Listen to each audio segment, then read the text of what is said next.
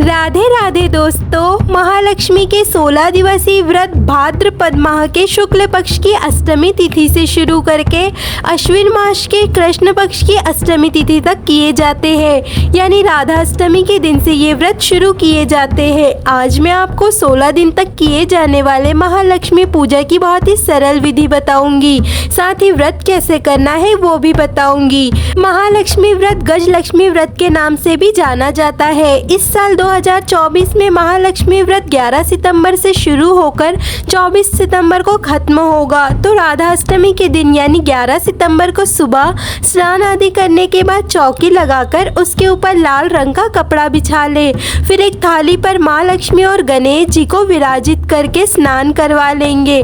तो दोनों को पंचामृत से स्नान करवाए, उसके बाद जल से स्नान करवाए।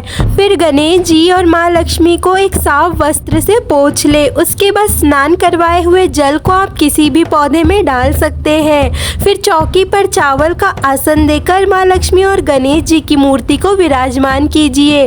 फिर व्रत का संकल्प कर ले। चौकी लगाने के बाद 16 दिन तक आप चौकी को उस स्थान से हिला नहीं सकते, हटा नहीं सकते। फिर इसके बाद कलश की स्थापना करनी है। कलश की स्थापना लक्ष्मी माता के साइड में करना है। उसके लिए चावल की ढेरी लगा ले या अष्टदल कमल बना ले। उसके ऊपर कलश रखकर उसमें जल से पूरा भर दे।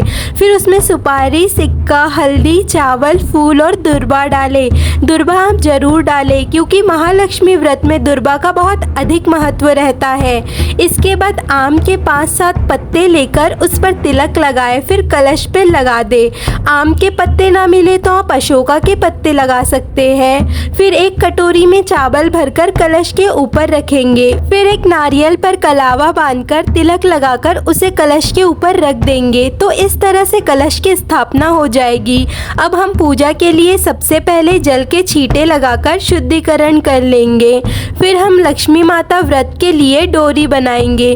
तो हम कलावा लेकर उसमें 16 गांठें लगा लेंगे। 16 दिन का महालक्ष्मी का व्रत होता है, इसीलिए 16 गांठें इसमें लगाई जाती है।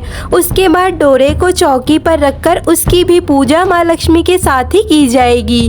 पहले डोरे पर जल के छींटे देकर उसे शुद्धिकरण कर लेंगे। फिर थोड़े से अक्षत का आसन देकर दिया लगा ले। फिर रोली से सभी को तिलक कर ले। दिए को, कलश को, सभी को तिलक करना है। फिर माँ लक्ष्मी, गणेश जी और डोरे को वस्त्र स्वरूप कलावा समर्पित कर दे। फिर गणेश जी को जनेऊ समर्पित करे और माँ लक्ष्मी को चुंदरी ओढ़ दे। फिर सभी को दुर्बा समर्पित करे। फिर फूल समर्पित करे। कमल के फूल मिल जाए आपको तो बहुत अच्छी बात है, नहीं तो आप कोई भी फूल समर्पित कर सकते हैं। फिर दक्षिणा समर्पित करें। उसके बाद माँ लक्ष्मी को 16 श्रृंगार समर्पित करना है। फिर भोग समर्पित करें। तो भोग में आप फल, मिठाई समर्पित कर सकते हैं। साथ ही एक लोटे में जल समर्पित करें। इसके बाद हाथ में फूल लेकर कथा सुनना है। कथा पूर्ण होने पर फूल को माँ लक्ष्मी के चरणों में अर्पित कर दे।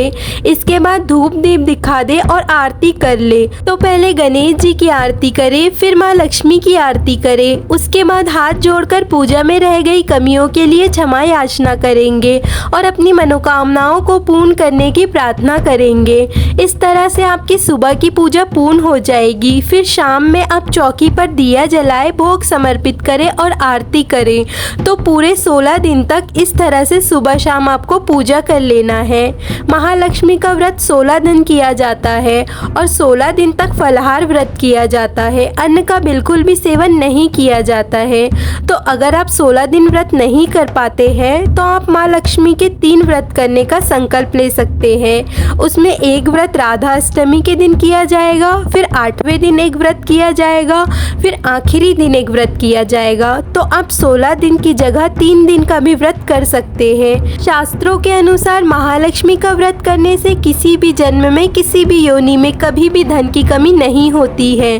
तो आप भी सुख समृद्धि के लिए माँ लक्ष्मी के 16 दिन की पूजा ज़रूर करें। वीडियो अच्छी लगे तो प्लीज़ चैनल को सब्सक्राइब और वीडियो को लाइक, कमेंट, शेयर ज़रूर करें।